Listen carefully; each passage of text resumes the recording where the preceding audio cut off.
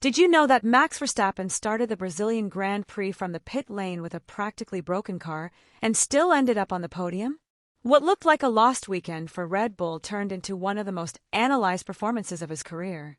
Before we continue, tell me in the comments, how many times can you remember a world champion literally rebuilding their car overnight and achieving a podium finish? Because what happened at Interlagos wasn't luck. It was engineering, strategy, and pushing the limits. Stay until the end, and don't forget to subscribe to the channel.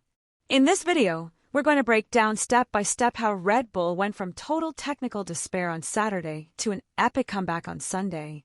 From the park firm breakdown to tire management, we'll understand how each technical decision built one of the best races of the year.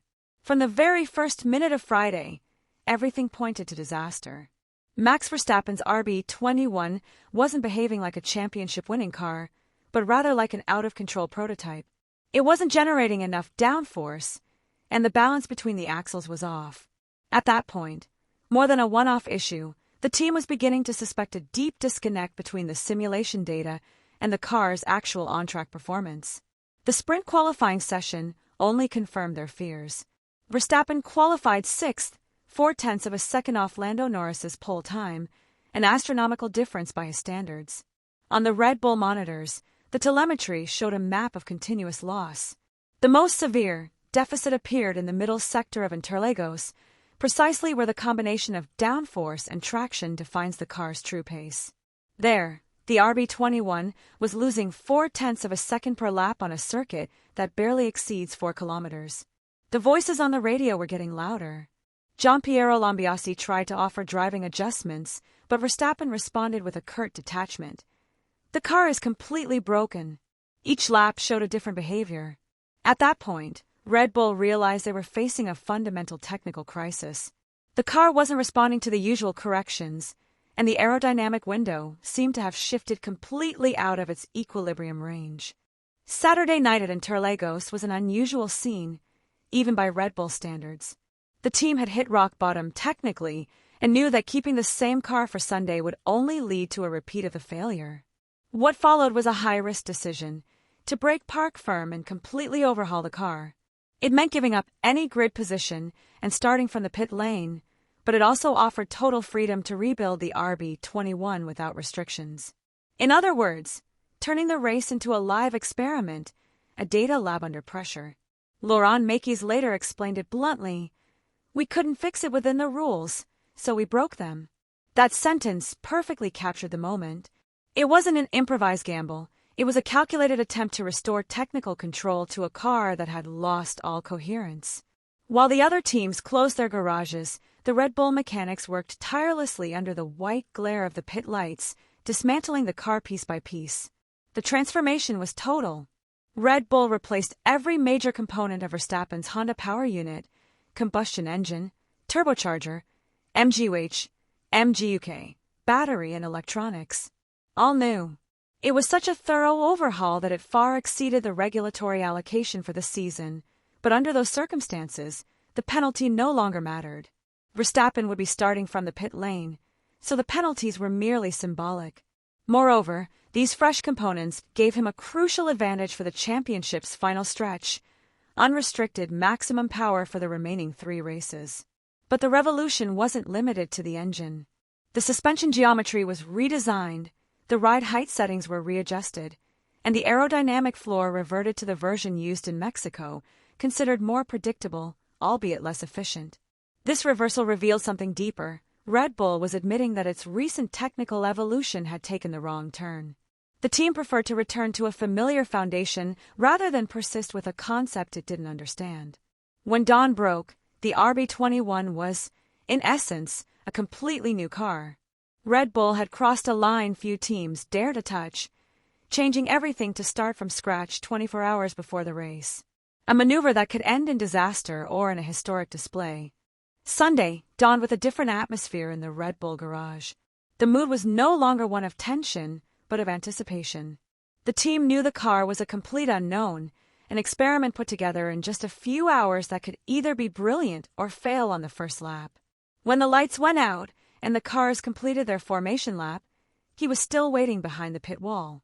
15 seconds later, The lights turned green and his race began, 20 seconds behind the last car. From the first lap, it was clear the RB21 wasn't the same car it had been on Saturday. The balance had returned, the stability in fast corners was evident, and the car finally responded precisely to the brakes and the throttle. Verstappen began to recover positions with the meticulousness of someone who knows every meter of the circuit. To the casual spectator, it was a comeback. For the engineers, it was confirmation that the night's changes had worked. The first phase was a lesson in control. On the hard compound, Verstappen managed the pace surgically, avoiding overheating the tires while carefully measuring every overtaking opportunity. But the race wouldn't be easy. In the opening laps, a slow puncture to his right front tire forced him into the pits under the virtual safety car. He rejoined the race at the back of the grid again.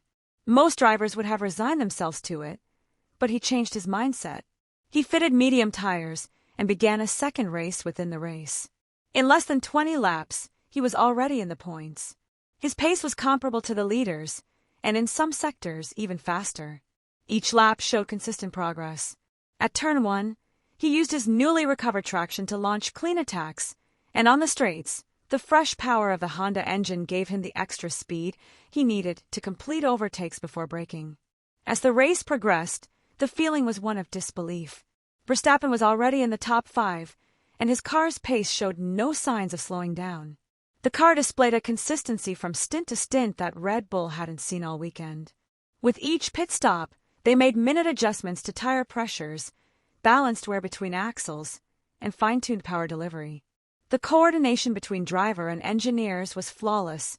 With just a few laps remaining, Verstappen executed a perfect overtake on George Russell to secure third place. He did it on the main straight, taking advantage of the DRS opening and braking at pinpoint accuracy in turn 1.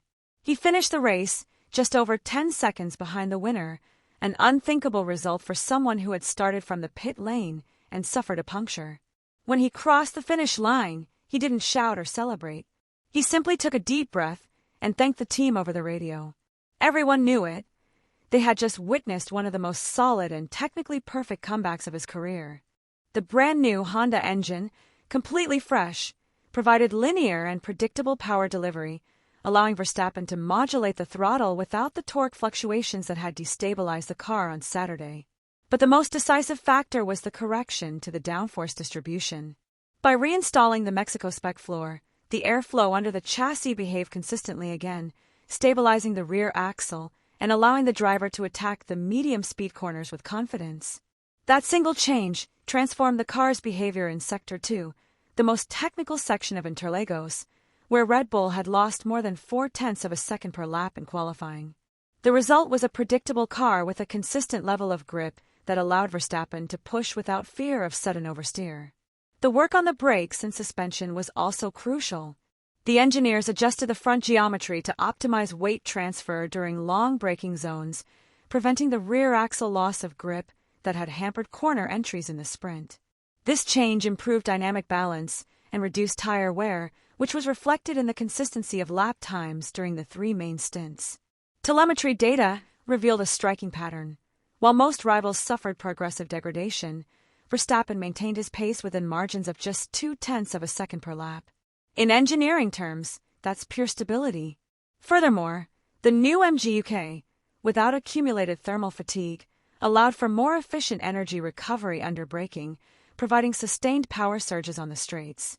This combination of regeneration and balanced deployment translated into a higher top speed than his direct competitors in sectors 1 and 3, which was crucial for completing overtakes with minimal risk of counterattacks.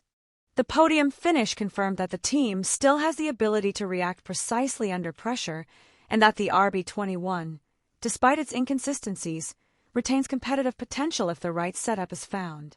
Verstappen's epic comeback in Brazil wasn't just a moral victory, it was a masterclass in engineering under fire.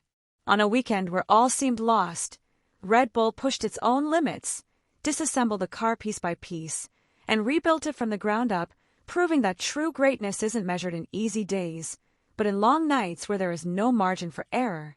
Verstappen demonstrated that talent lies not only in speed, but in the ability to read an unstable car, understand its flaws, and transform them into performance.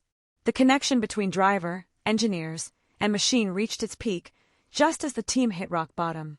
Brazil 2025 will be remembered as the weekend when Red Bull and Verstappen reminded everyone what made them invincible: the combination of technical risk-taking, absolute confidence, and an unwavering will to fight until the very last lap. Don't forget to subscribe to the channel